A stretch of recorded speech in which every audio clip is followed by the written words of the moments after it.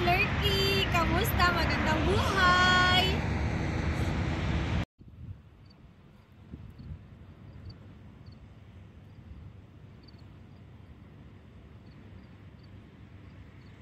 Magdadalawang taon ata na hindi kami nakapag-update sa inyo ng buhay-buhay namin dito sa ibang bansa, sa lugar ng Abu Dhabi. Dahil marami kami mga struggle na pinagdaanan. Basta marami kami pagsubok na pinagdaanan dito. So, si Kulas, nagkaroon siya ng problema, maraming problema dito. Nag-overstay. So, maraming history. Kung iisa-isahin ko, kung babaybayin ko, naku, aabutin tayo ng halos isang buwan. Kung babaybayin ko sa inyo ang mga pinagdaanan namin dito. Pero sa awa ng Diyos, nagawa namin, naayos namin lahat. Ngayon, okay na kami dito. At may mga bagong kabanata na kami idadagdag sa inyo dahil meron kaming magandang ibabalita, i-share sa inyo sa buhay namin dito sa ibang bansa. So, konti may explanation lang kung bakit nawala kami sa vlog is marami kaming pinagdaan ng pagsubok. Yung si Kulas ko, meron siyang pinagdaanan na medyo mabigat at hindi kami libre na basta ganun, hindi kami libreng mag-vlog kahit saan that time. Tapos ako, na-busy ako sa trabaho. Si Tiriang nyo, busy sa trabaho. Halos 2 years ako nag-focus sa trabaho dahil may pinakang goal kami. So sa awa ng Diyos, na-hit namin yung goal namin na yon. Yun lang. Ang may share ko muna sa inyo ngayon, siguro sa pautay-utay na next na vlog namin, padahan-dahan, may isasalaysay ko lahat sa inyo. So, sa ngayon, okay na kami sa awa ng Diyos. Balik ulit akong part-timer, hindi na ako full-time. So, magiging update na kami sa bawat vlog namin. Sana nga, pipilitin namin, gagawin namin ang sa abot ng aming makakaya na makapag-vlog kami sa araw-araw na ginawa. Salamat!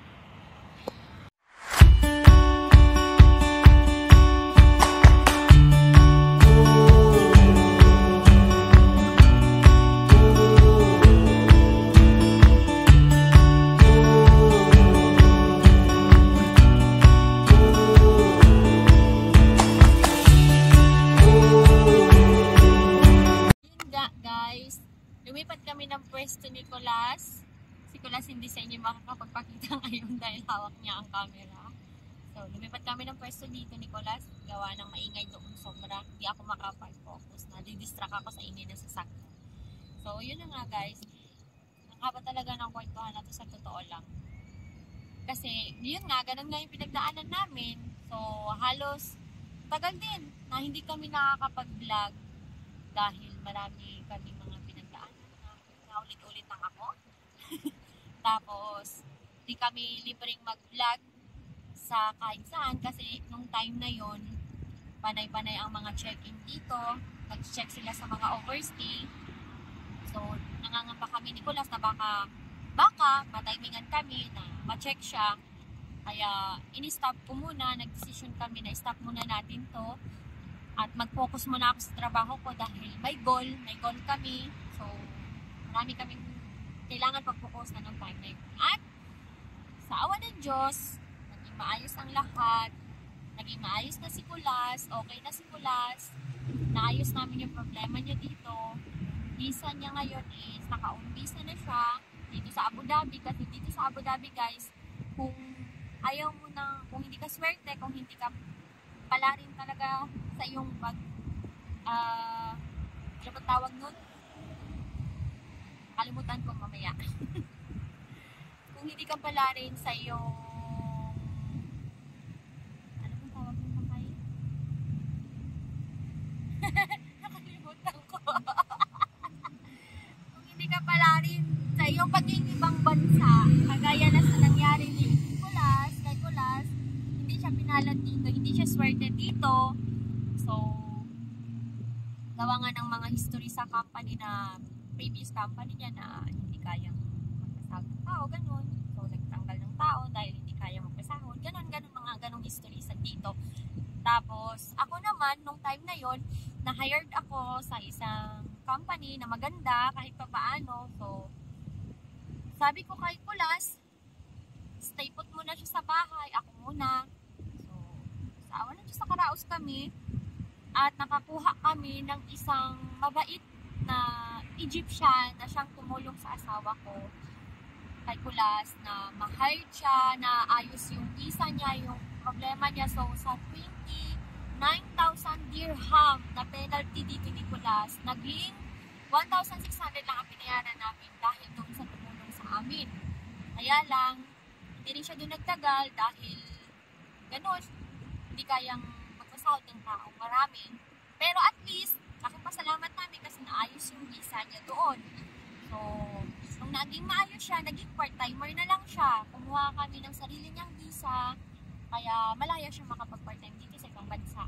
So, ako naman, focus ako sa company ko kasi gusto ko matapos yung contract ko sa kanila at sana gusto ko pang mag-continue.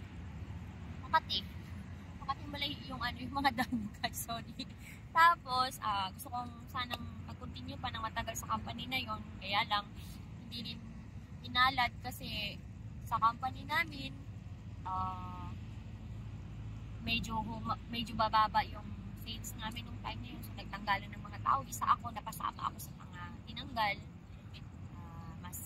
Siyempre, priority nilang i-keep yung mga medyo mababa lang ang sahod kaysa sa amin na medyo matataas na.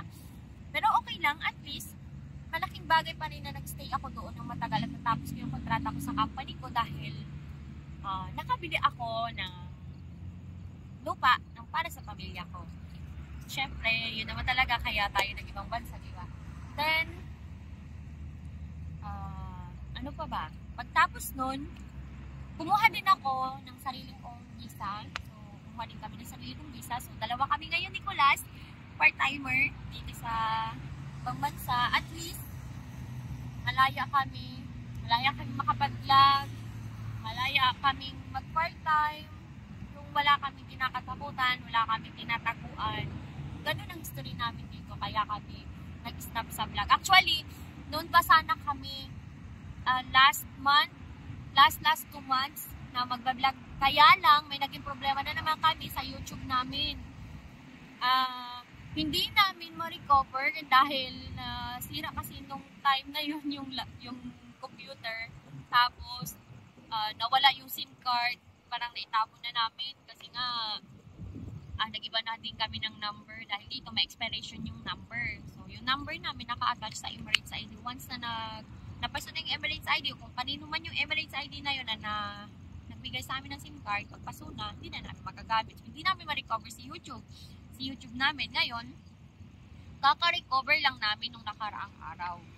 So, buti nga't na-recover pa ni Kulas. Kaya eto, mag-vlog na naman kami. balik loob. Tapos, may pangalawa pa kaming goal na na-achieve din namin, guys. Siguro ipapakilala ko sila sa inyo. Next vlog namin. Abangan nyo yung next video namin. So, nadala na namin dito ang hipag ko at kapatid ko sa pagtitiis at pagtsatsaga namin dito. Mahirap din, sa totoo lang, ang mga pinagdaanan namin dito. Pero, nairaos namin lahat-lahat. Siyempre, sa gabay din ng mahal na Panginoon, kaya naging maayos kami. So, siguro ng Panginoon, hindi pa kayo pwedeng umuwi. Wag muna kayo mag-for good. Mag-stay muna kayo dito kasi may plano pa ako sa inyo. So, kaya eto, nandito pa rin kami hanggang ngayon. Actually, sa totoo lang maganda dito. Okay naman dito, basta masipag at matyaga ka lang. At patience, siyempre, dapat malawak ang pasensya mo dito sa lugar ng Arab Country. So, yun lang guys. Abangan nyo yung susunod na vlog namin. Kasi sa susunod na vlog namin, ipapakilala namin yung kapatid ko at yung hihipag ko. So, isasama ko sila sa vlog ko. Medyo maingay na yung vlog namin dahil bungis-ngis yung mga kapatid ko at hipag ko. Mag-asawa sila. So, yun lang muna guys. Masyadong lang mahaba ang aking video ngayon. Sana hindi man kasi kami sikat na artista. Pero, hindi naman namin hinahangad na sumikat. So, syempre siguro kasama na yun. Pero, gusto lang namin ma-share yung buhay namin paano kami makibaka sa ibang lugar, kung paano kami humarap sa bawat challenges ng buhay dito, kung saan kami aabot, kung hanggang saan kaming lugar pa makakarating, isasama namin kayo. So, yun lang muna guys. Magpapaalam na kami sa inyo at masyadong mahaba na to. Alam ko inaantok na kayo. Maraming salamat at sana supportahan nyo pa rin kami. And don't forget to subscribe and click the button bell para lagi kayong updated sa lahat namin video. Thank you, bye!